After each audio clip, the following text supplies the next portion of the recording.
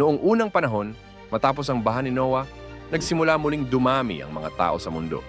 Dahil lahat sila ay nagkakaintindihan sa isang wika, nagpasya silang magtayo ng isang napakataas na tore sa kapatagan ng Shinar.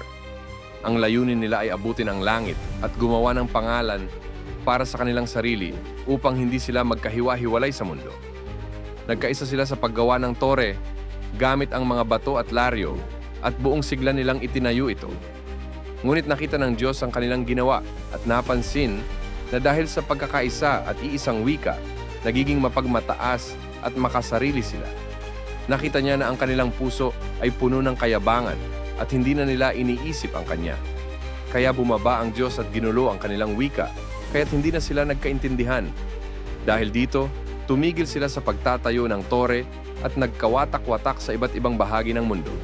Tinawag nilang Babel ang lugar na iyon na nangangahulugang pagkakalito. Ang kwento ng tore ng Babel ay nagtuturo na ang pagkakaisa ay mahalaga, ngunit dapat itong samahan ng kababaang loob at paggalang sa Diyos. Ang tunay na tagumpay ay hindi nakukuha sa kayabangan, kundi sa pagkilala sa Kanyang kapangyarihan at sa pagtutulungan ng may pagpapakumbaba.